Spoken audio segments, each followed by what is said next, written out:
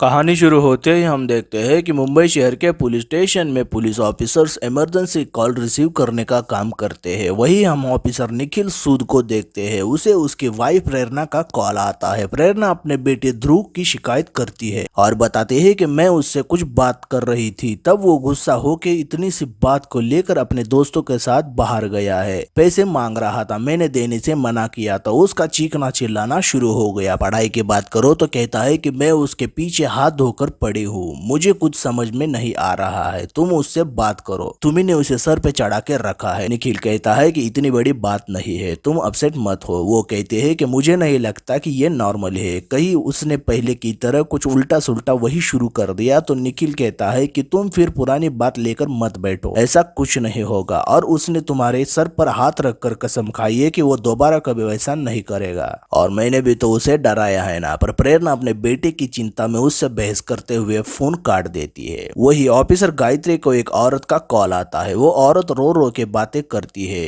वो गायत्री से बात नहीं करना चाहती। तब गायत्री सीनियर ऑफिसर निखिल को कॉल ट्रांसफर करती है। तब निखिल उस औरत से बात करता है, कहता है पुलिस इमरजेंसी में आपकी क्या मदद कर सकता हूँ। वो औरत कहती है कि मेरी कोई मदद नहीं कर सकता, मैं बस मरना चाहती हूँ। तब निखिल उसको कॉल लोकेशन ट्रेस कर रहा होता है। वो उसका नाम और गाड़ी का नंबर पूछता है पर वो नहीं बताती। निखिल कहता है कि अगर आप नहीं बताएंगी तो मैं आपकी मदद नहीं कर पाऊंगा, आपको जो फील हो रहा है वो समझ सकता हूँ। वो औरत कहती है कि तुम झूठ बोल रहे हो, उस पहली लेडी ऑफिसर की तरह मेरा दर्द कोई भी नहीं समझ सकता। मैं महीनों से मरने का प्लान कर रही थी, 2 बार ट्राई भी किया पर आखिरी मोमेंट पे हिम्मत नहीं हुई। फिर वो उसका नाम पूछती है। वो कहता है कि मेरा नाम नहीं बता सकता, हमें अलाउड नहीं है। तब वो कॉल डिस्कनेक्ट करने लगती है। तब वो अपना नाम बताता है। वो औरत उसके फैमिली के बारे में पूछने लगती है। निखिल बताता है कि मेरी एक बीवी और एक बेटा है। तब वो अपने एक्सीडेंट के मरे हुए बेटे अमर के बारे में बात करती है। तभी निखिल को सुनाई देता है कि वो शराब पीकर तेज गाड़ी चला रहे हैं। तब वो उसे गाड़ी रोकने को कहता है। मैं 15 मिनट में आपके पास डिस्पैच यूनिट भेज दूंगा, वो आपके हॉस्पिटल ले जाएंगे। पर वो कहते हैं कि मेरे पति ऑलरेडी मुझे हॉस्पिटल ले गए थे, डॉक्टर ने कहा कि मैं डिप्रेस हूँ। मुझे एक आवाज बार बार सुनाई देती है कि मुझे खुद को नहीं, जो मुझे दर्द देता है उसे मारने को कहती है। तब निखिल परेशान होकर कहता है कि मैडम आप अपना और मेरा वक्त बर्बाद कर रहे हैं, आपको मरना मारना ही था तो आप 100 डायल क्यों करती। 100 नंबर वही डायल करता है कि उनके मन में एक उम्मीद होती है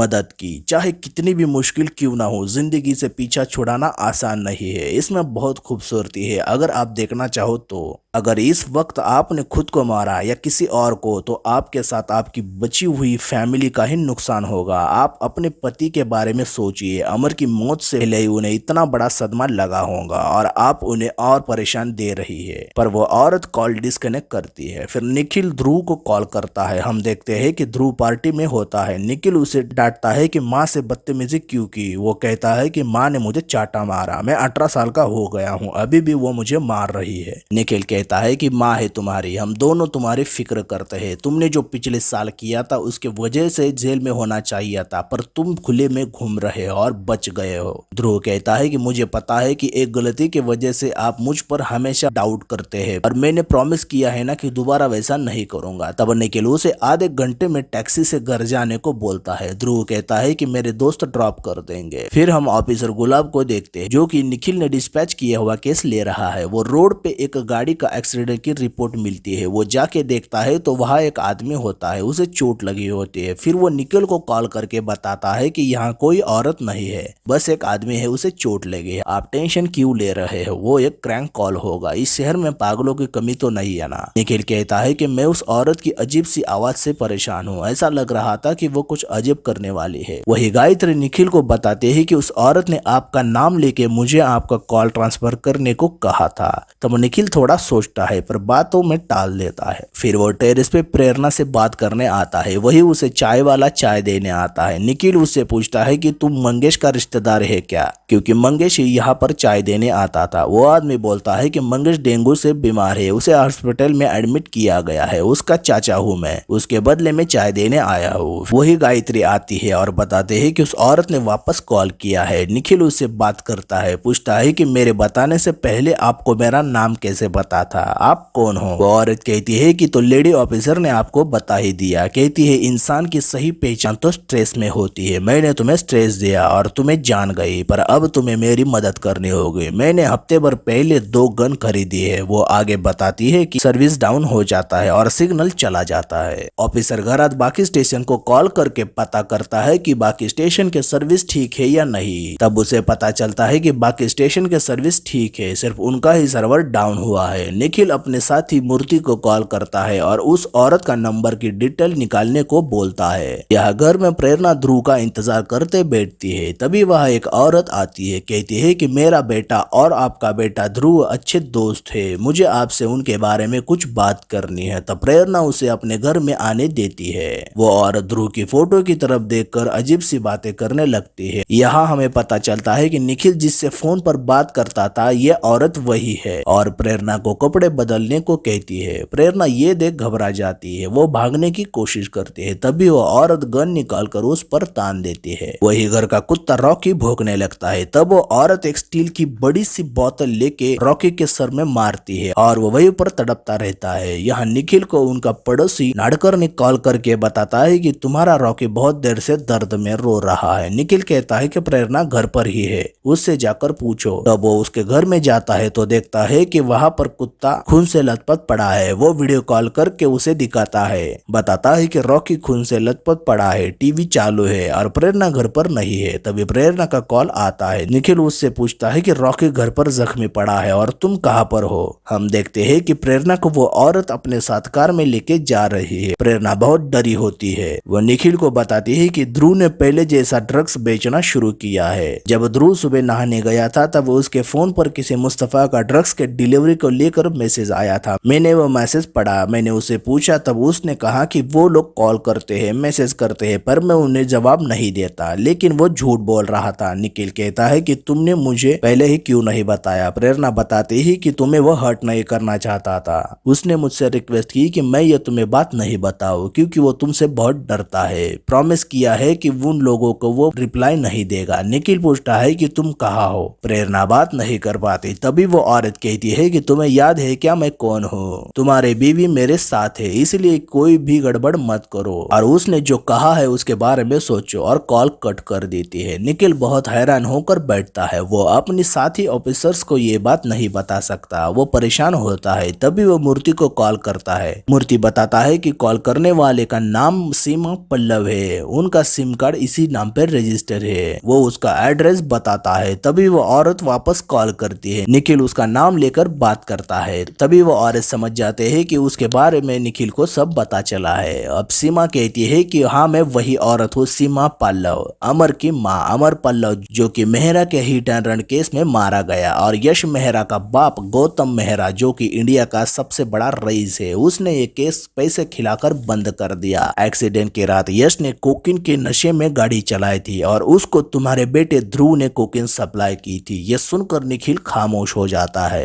क्योंकि अब तक वो अपने बेटे को उसके अतीत से बचा रहा था, पर फिर से वही उसके सामने आया है। वो कहता है कि तुम्हारे बेटे के साथ जो हुआ उस पे मुझे दुख है, पर ध्रुव के वजह से तुम प्रेरणा को क्यों परेशान कर रही हो, उसका कोई कसूर नहीं है, वो इनोसेंट है। सीमा कहती है कि क्रिमिनल को प्रोटेक्ट करना भी एक क्राइम है। वो ये क्रिमिनल की माँ है, उसके बेटे के साथ उसे भी मारूंगी। वो कहता है कि तुम्हें क्या चाहिए, तो वो कहती है कि जस्टिस, मेरे बेटे को इंसाफ चाहिए। और आज भी पिछले साल की तरह सैटरडे नाइट पार्टी हो रही है और तुम्हारा बेटा ध्रुव कोकीन सप्लाई करने जा रहा है, वो भी यश के पास तांडव क्लब में। और तुम ध्रुव को कॉल करके बताओ कि वो यश को लेकर तांडव क्लब के पार्किंग लॉट में लेकर आए। तब निखिल ध्रुव को कॉल करता है, उसे डांटते हुए कहता है कि तूने मुझे प्रॉमिस किया था कि ड्रग्स सप्लाई नहीं करेगा, तूने झूठ बोला, तेरी माँ ने सब बताया मुझे, तुम्हारे वजह से वो तकलीफ में है। पिछले साल यश मेहरा के वजह से जिसका एक्सीडेंट हुआ था, अमर पल्लव, उसकी माँ ने तेरी माँ को किडनैप किया है। ध्रुव उससे माफी मांगता है। तब निखिल कहता है कि तू यश से मिलके उसे पार्किंग लॉट में लेकर आ।